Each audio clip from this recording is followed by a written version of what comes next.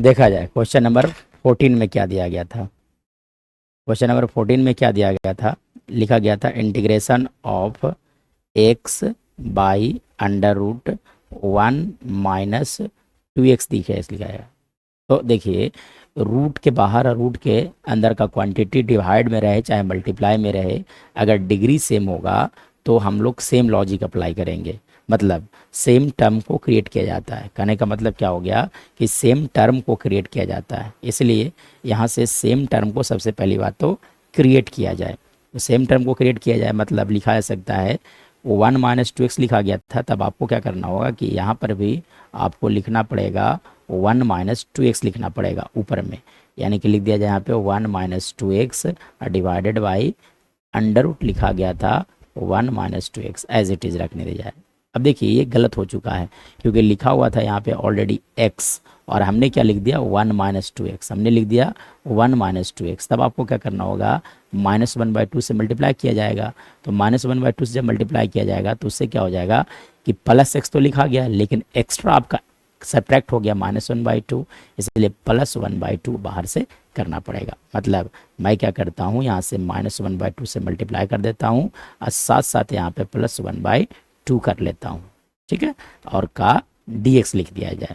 चलिए अब इसे दो पार्ट में ब्रेक कर दिया जाए। क्या करना होगा, आपको इसे दो पार्ट में ब्रेक करना होगा, ठीक है। तो मैं क्या करता हूँ, इसे दो पार्ट में ब्रेक कर रहा हूँ। तो लिखा जा सकता है -1/2 को बाहर किया जाए और यहाँ लिखा जा सकता है 1 - 2x का होल पावर 1 डिवाइडेड बाई लिखा गया था 1 - 2x, साथ साथ 1/2 कांस्टेंट, इसलिए 1/2 को बाहर कर दिया जाए।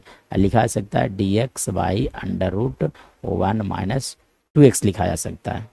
अब डिग्री सेम है इसलिए पावर घट जाएंगे, डिग्री सेम है इसलिए पावर सब्ट्रैक्ट हो जाएगा।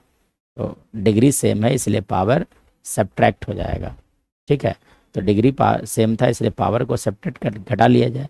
1/2 इंटू यहाँ लिखा जा सकता है 1 - 2x का होल पावर लिखा जा सकता है 1/2 dx, यहाँ dx छूट रहा था, है ना, plus 1/2 into integration of 1 - 2x का होल पावर -1/2 लिखा जा सकता है। मतलब अब इंटीग्रेट करने के लिए आपको अब क्या करना होगा, देखिए डीसी मल्टीप्लाई होना चाहिए तभी फार्मूला वैलिड होते हैं। तो डीसी देखा जाए 1 - 2x का डीसी होगा -2, इसलिए क्या किया जाए -2 से मल्टीप्लाई और -2 से डिवाइड किया जाए। मतलब यहाँ से लिखा सकता है 1/4 into integration of, sorry integration नहीं, इंटीग्रेशन का साइन हट जाएगा और यहाँ लिखा जा सकता है 1 - 2x का होल पावर लिखा जा सकता है 3/2 प्लस यहाँ पे देखा जाए डीसी, इसका डीसी होगा -2, इसलिए -2 से डिवाइड मल्टीप्लाई किया जाए और -2 से डिवाइड किया जाए। मतलब यहाँ से लिखा जा सकता है -1/4 इंटू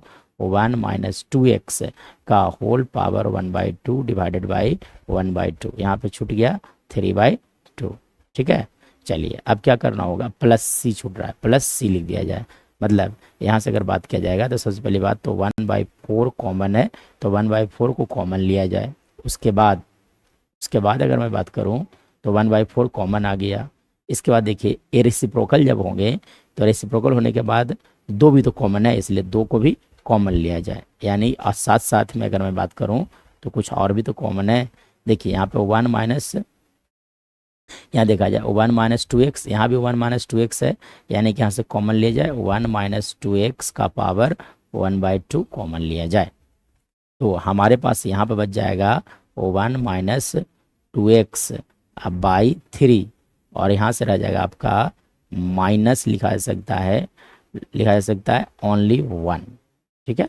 चलिए अब इसके बाद क्या करना होगा आपको कि यहाँ से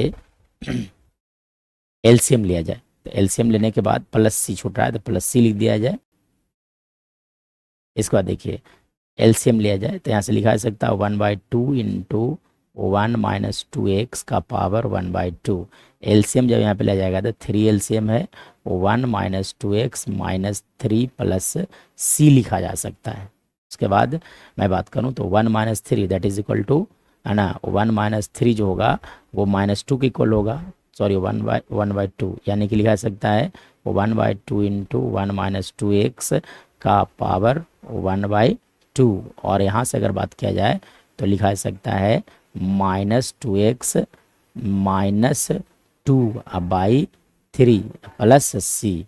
अब देखिए यहाँ से -2 कॉमन लिया जाएगा, इसके साथ कैंसिल हो जाएंगे, तब -1/3 इंटू लिखा जा सकता है वो 1 -2x का पावर 1/2, और यहाँ से लिखा जा सकता है x + 1 + c। यही हमारा सही आंसर होगा।